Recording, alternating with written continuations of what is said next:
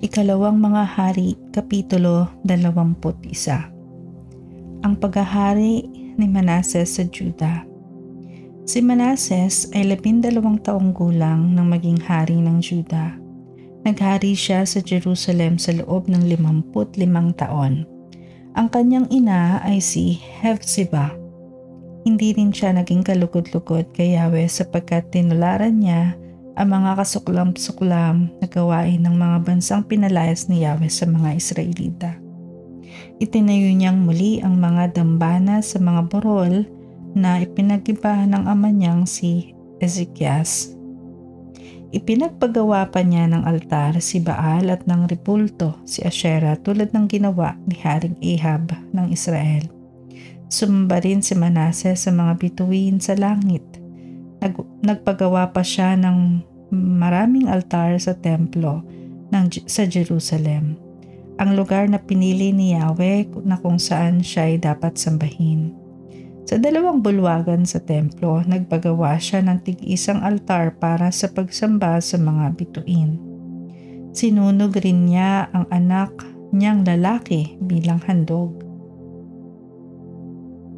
Sumangguni siya sa iba't ibang espiritu, sa mga salamangkero, sa mga kumakausap sa mga espiritu ng mga namatay na, at sa mga manghuhula. Napakalaki ng kasamaang ginawa niya laban kay Yahweh kaya't ito'y nagalit sa kanya. Ang ipinagawa niyang repulto ni Asherah ay pinasok niya sa templong tinutukoy ni Yahweh nang sabihin ito kina David at Solomon. Sa templong ito at sa Jerusalem na aking pinili mula sa 12 lipi ng Israel, ang lugar na ito ay pinili ko upang ako'y sambahin magpakailanman. Pananatilihin ko sila sa lupaing ibinigay ko sa kanilang mga ninuno kung susundin nila ang mga utos na ibinigay ko sa kanila sa pamamagitan ng aking lingkod na si Moises. Ngunit hindi sila nakinig. Sa halip, ay sumunod sila kay Manases sa paggawa ng mga bagay na higit na masama sa ginawa ng mga bansang ipinataboy sa kanila ni Yahweh.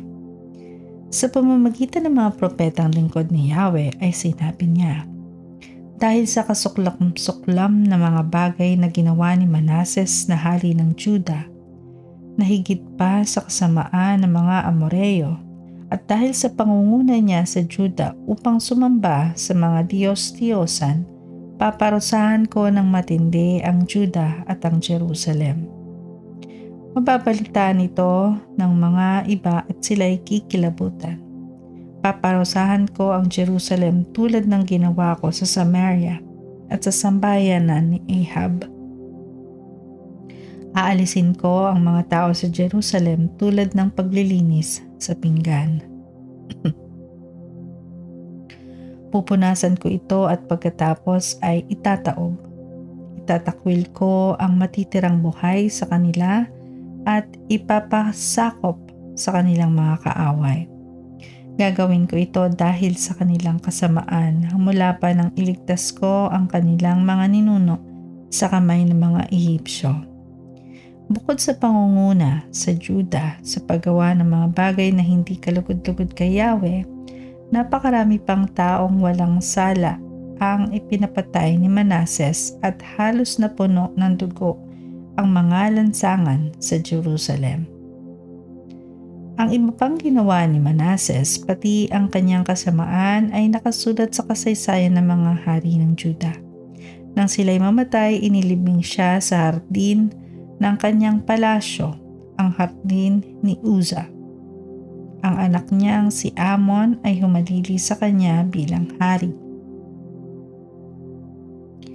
Ang paghahari ni Amon sa Juda. 22 taong gulang si Amon nang maging hari ng Juda at siya'y naghari sa Jerusalem sa loob ng 2 taon. Ang ina niya ay si Mesulemet na anak ni Haruz, isang taga Jotba.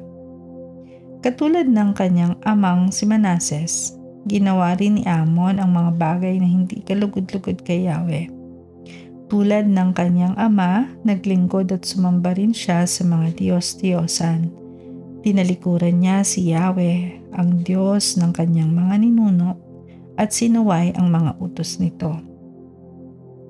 Ang mga tauhan niya mismo ang nagkaisang pumaslang sa kanya sa loob ng palasyo.